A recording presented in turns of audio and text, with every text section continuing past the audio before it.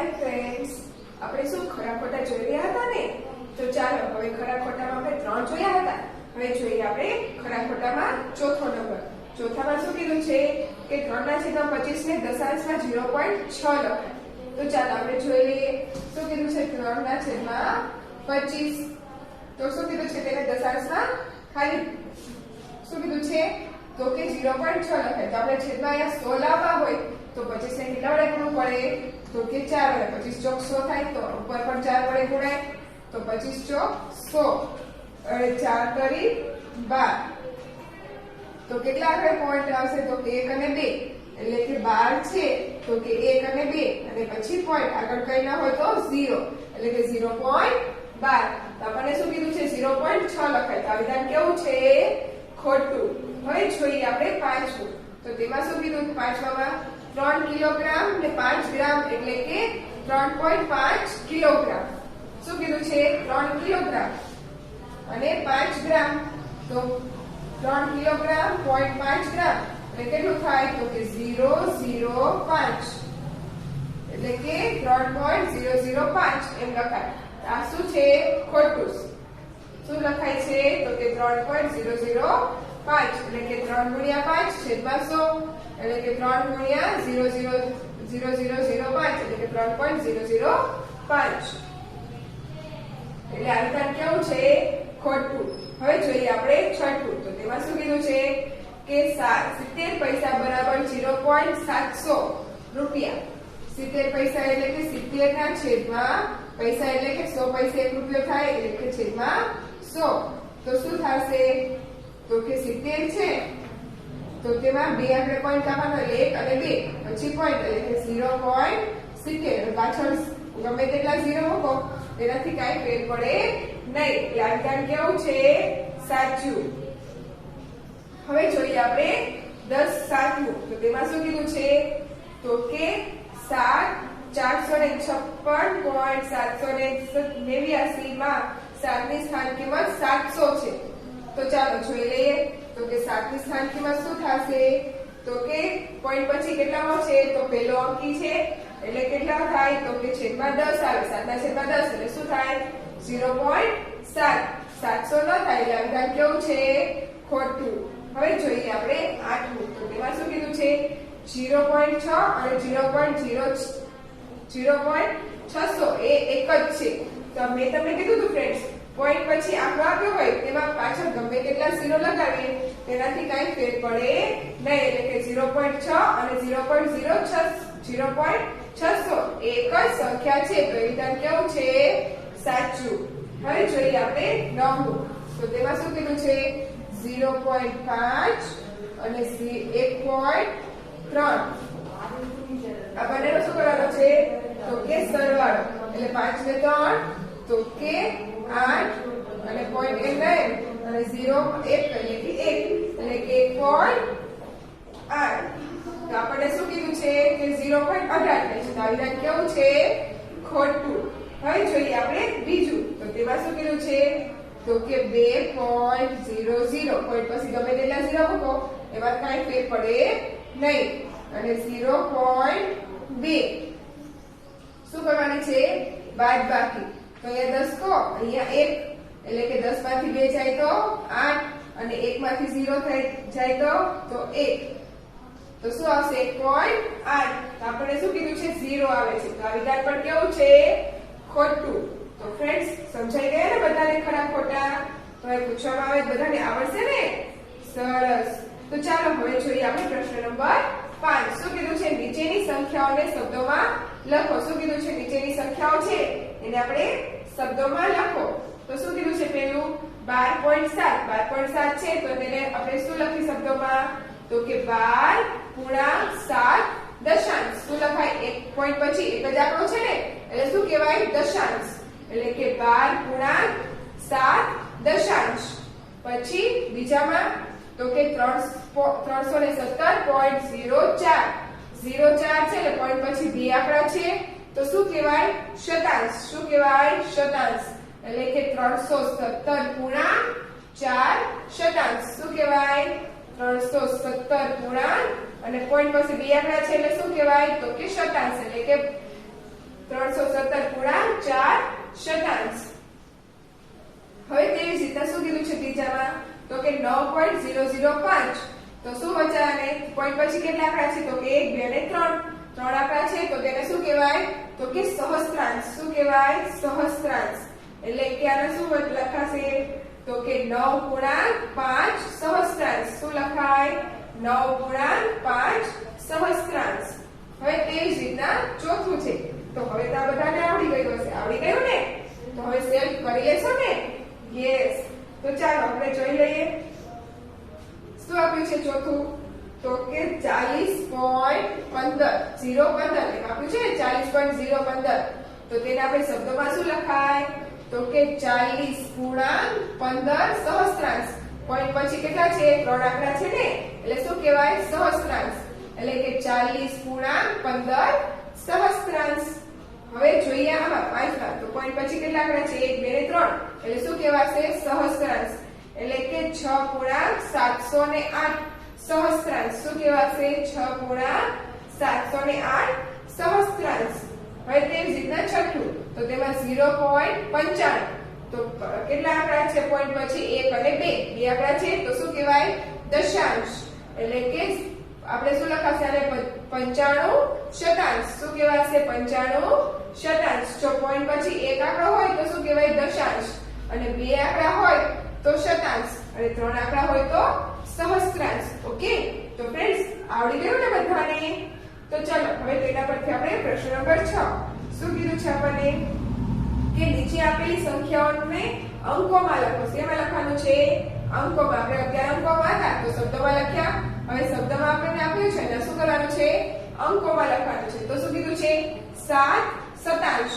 તો ફ્રેન્ડ્સ આપણે 7 શતાંશ. શતાંશ એટલે પોઈન્ટ પછી કેટલા આંકડા હોય બે આંકડા. તો આપણે શું કીધું છે 7 શતાંશ તો શું લખાશે 0.07 એટલે આને શું કહેવાય 0.07 એટલે કે 7 શતાંશ. હવે તો કે 16 દશાંશ. શું કીધું છે 16 દશાંશ એટલે કે 1.6 એટલે કે શું કહેવાય આને 1.6 પોઈન્ટ પછી એક આંકડો એટલે કે દશાંશ એટલે કે 1.6 એટલે કે 16 દશાંશ. હવે જોઈએ આપણે ત્રીજું તો શું છે 8 સહસ્ત્રાંશ.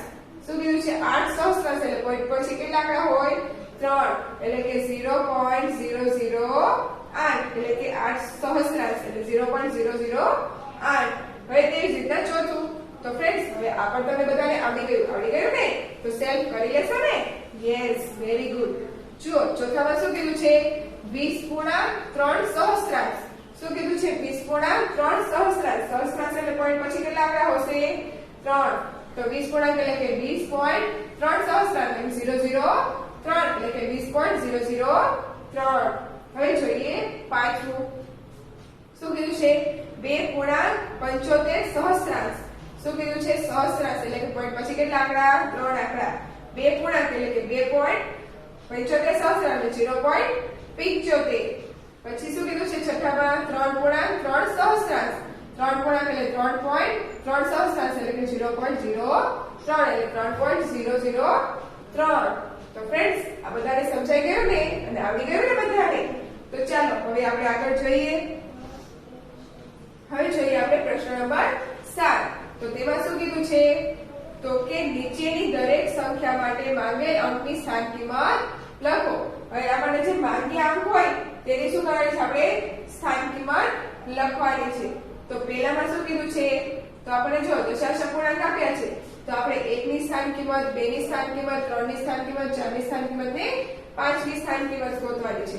તો જો પહેલામાં શું આપણને આપ્યું છે તો કે 31.245 તો અમે 1 ની સ્થાન કિંમત કીધી છે તો 1 ની સ્થાન કિંમત શું થાય તો કે પોઈન્ટ પહેલા છે તો 1 ની સ્થાન કિંમત 1 જ રહેશે. શું રહેશે 1 જ. એકમનો અંક છે એટલે કે 1. હવે 2 ની સ્થાન કિંમત તો 2 રહ્યા તો પોઈન્ટ પછી કેટલામો અંક છે તો કે પહેલો જ છે એટલે કે 2/10. પોઈન્ટ પછી પહેલો આંકડો છે ને એટલે શું કહેવાય 2/10.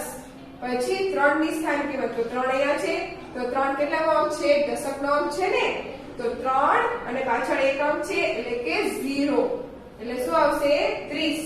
પછી 4 ની સ્થાન કિંમત, તો 4 ની સ્થાન કિંમત તો પોઈન્ટ પછી એ કેટલામો આંકડો છે, બીજો આંકડો છે, પહેલો અને બીજો, એટલે છેદમાં કેટલા આવશે 100, એટલે કે 4 ના છેદમાં 100. હવે તેવી રીતના 5 ની સ્થાન કિંમત, તો 5 રહ્યા એ પોઈન્ટ પછી કેટલામો આંકડો છે, તો કે ત્રીજો, 1 2 ને 3 ત્રીજો આંકડો છે, તો શું આવશે, તો કે 5 ના છેદમાં 1000. તો ફ્રેન્ડ્સ સમજાઈ ગયું ને બધાને? તો હવે આવી રીતના બાકી બધા આવડશે ને? તો ચાલો જોઈ લો. 1 ની સ્થાન કિંમત શું થશે આમાં, તો કે પોઈન્ટ પછી કેટલો આંકડો બીજો, એટલે કે 1 ના છેદમાં 100. પછી 2 ની સ્થાન કિંમત, તો 2 રહ્યા એ દશક અંક છે, તો એના પછી એક આંકડો છે, એટલે કે 20. પછી 3 ની સ્થાન કિંમત, તો 3 ત્રીજો આંકડો છે પોઈન્ટ પછીનો, એટલે કે 3 ના છેદમાં 1000. પછી 4 ની, તો 4 પર એકમનો અંક છે, એટલે કે 4 એમના એમ. પછી 5 ની, તો 5 રહ્યો એ પોઈન્ટ પછીનો પહેલો આંકડો છે, એટલે કે 5 ના છેદમાં 10. હવે તેવી જ રીતના 1, તો 1 ના છેદમાં 10. પછી 2, તો 2 ના છેદમાં 100. 3, તો 3 ના છેદમાં 1000. પછી 4, તો 40, અને 5, તો 5. હવે તેવી જ રીતના 1, તો 1 નું શું થશે, તો કે 10 પોઈન્ટ પછી એના પછી એક આંકડો છે, એટલે 10. 2 ની, તો કે 2 એમની એમ. પછી 3 ની સ્થાન કિંમત, તો 3 ના છેદમાં 10. 4 ની સ્થાન કિંમત, તો 4 ના છેદમાં 1000. અને 5 ની સ્થાન કિંમત, તો 5 ના છેદમાં 100. તો ફ્રેન્ડ્સ સમજાઈ ગયું ને બધાને આ કોષ્ટક? તો હવે આવો કોષ્ટક પૂછવા હોય બધાને આવડશે ને? Yes, very good. તો ચાલો હવે આપણે જોઈએ પ્રશ્ન નંબર 8. શું કીધું છે, નીચેની સંખ્યાઓને સાદા અપૂર્ણાંકમાં દર્શાવો. શું કીધું છે, સાદા અપૂર્ણાંકમાં દર્શાવવાનું છે. તો પહેલું આપણને શું આપ્યું છે, તો કે 0.08. શું આપ્યું છે, 0.08. તો આપણે સાદા અપૂર્ણાંકમાં કરવાનું છે, તો આપણે શું કરીશું, તો કે 0.08 છે એને આપણે શું કરીશું, પોઈન્ટ કાઢી લેશું. તો પોઈન્ટ કાઢીએ તો કેટલા આંકડા પછી પોઈન્ટ છે, તો કે 1 ને 2, એટલે છેદમાં કેટલા આવશે, 100. 100 છે, તો આને આપણે ભાગ પાડીએ કેવા પડશે, તો કે 4 દુ 8 અને 25 ચોક 100. તો 4 4 ગયા, શું બચે, તો કે 2 ના છેદમાં 25. આ શું આવી ગયું આપણું, તો કે સાદા અપૂર્ણાંક આવી ગયો. શું આવ્યો, તો કે 2 ના છેદમાં 25. હવે તેવી જ રીતના આપણે આમાં, તો એમાં પણ શું આવશે, તો હવે તો બધા આવડશે ને તમને બધાને? શું છે, તો 0.32. તો 32 ના છેદમાં પોઈન્ટ કાઢે, પોઈન્ટ પછી કેટલા આંકડા છે, તો કે 2, એટલે કે છેદમાં 100. હવે 32, તો 8 ચોક 32 અને છેદમાં 25 ચોક 100. તો 4 4 ગયા, શું આવ્યું, 8 ના છેદમાં 25. હવે 1.25, તો 1.25 છે, તો પોઈન્ટ પછી કેટલા આંકડા છે, તો કે 2, એટલે કે 125 ના છેદમાં 100. એટલે 25 પંચો 125 અને 25 ચોક 100. તો 25 25 ગયા, શું આવ્યું, 5 ના છેદમાં 4. તો તેને આપણે ભાગાકાર સ્વરૂપે લેવું હોય તો લઈ જઈ શકીએ. ભાગાકાર કરીએ તો શું આવે, તો કે 1 ગુણ્યા 1 ના છેદમાં 4. હવે તો કે 0.225. તો 225 અને પોઈન્ટ પછી કેટલા આંકડા, તો કે 1 2 ને 3, એટલે કે છેદમાં 1000. તો 25 નવા 225 અને 25 ચોક 25 ગુણ્યા 40 કેટલા થશે, તો કે 1000. એટલે કે 25 25 ગયા, શું બચ્યું, 9 ના છેદમાં 40. તો ફ્રેન્ડ્સ સમજાઈ ગયું ને બધાને? આ તો આ તમે સેલ્ફ કરી લેશો ને? Yes, good. તો ચાલો હવે જોઈએ આપણે 9મું. તો તેમાં શું કીધું છે, નીચેની સંખ્યાઓને દશાંશ અપૂર્ણાંકમાં લખો. કેમાં લખવાની છે, દશાંશ અપૂર્ણાંકમાં. તો જો શું કરવાનું, આ તો સાવ સહેલું છે. 43 ના છેદમાં 10 આપ્યા છે, તો 43 લખી લેવાના. અને પોઈન્ટ પછી આ છેદમાં કેટલો 0 છે, તો 1 0 છે. તો એક આંકડા પછી શું મૂકવાનો, પોઈન્ટ. તેવી જ રીતના જુઓ, હવે આમાં શું કીધું છે, 173. તો 173 લખી લેવાના. છેદમાં કેટલા 0 છે, તો કે 2 0 છે. તો 1 અને 2 પછી શું મૂકી દેવાનો, પોઈન્ટ. એટલે કે શું થઈ જાય, 1.73. હવે તેવી જ રીતના જુઓ, અહીંયા કેટલા 0 છે, 1 2 ને 3. તો શું મૂકી દેવાના, 15 મૂકી દેવાના. તો 2 0 થઈ ગયા, પછી 1 0 મૂકી, પછી પોઈન્ટ, એટલે કે 0.015. હવે તેવી જ રીતના જુઓ. તો ફ્રેન્ડ્સ આ તો બધાને સમજાઈ ગયું ને? છે ને સાવ સહેલા? તો જો હવે શું કીધું છે, તો કે 7 ના છેદમાં 1000. તો શું થશે, 7 મૂકવાના છેદમાં 1000, એટલે કે બીજા 2 0 મૂકવા પડશે. તો 2 0 મૂકી, પોઈન્ટ, એટલે કે 0.07. તો જો હવે શું આપ્યું છે, તો કે 6 પૂર્ણાંક 9 ના છેદમાં 6 9 ના છેદમાં 100 તો 6 પૂર્ણાંક કીધા છે તો 6 પોઈન્ટ એમના મૂકી દેવાના 6 પોઈન્ટ પછી 9 ના છેદમાં કેટલા છે તો કે 0 એટલે કે 9 એટલે કે 6.09 હવે તે રીતે અહીંયા આગળ જુઓ 13 આપ્યા છે અને કે 9 તો 13 મૂકી દેવાના અને 9 ના છેદમાં કેટલા છે તો કે 1000 એટલે કે 9 પછી 2 0 અને પોઈન્ટ એટલે કે 10.009 હવે જોઈએ સાતમું તો તેમાં શું કીધું છે 568 ના છેદમાં 100 તો 568 લખી લેવાના છેદમાં 0 કેટલા છે 1 2 3 એટલે કે 1 2 3 એટલે કે કેટલા તો કે 3.1 એટલે કે 0 એટલે કે 0.568 હવે તો કે 1784 અને છેદમાં કેટલા છે 100 તો છેલ્લેથી બે આંકડે પોઈન્ટ એટલે 17.84 હવે પાંચમું તો કે 5 ના છેદમાં 1000 તો 5 પછી 00 પોઈન્ટ એટલે કે 0.005 તો ફ્રેન્ડ્સ સમજાઈ ગયું ને આ બધાને છે ને સાવ સહેલું તો આ બધા જાતે કરી લેશો ને સેમ ઓકે તો ચાલો આમાં ખૂબ મજા આવી બધાને મજા આવી ને સાવ સહેલું લાગ્યું ને ચેપ્ટર આ તો ફ્રેન્ડ્સ હવે આજે આપણે આમાં આગળ શીખવું છે ને તો ચાલો આપણે જોઈ લઈએ ઓકે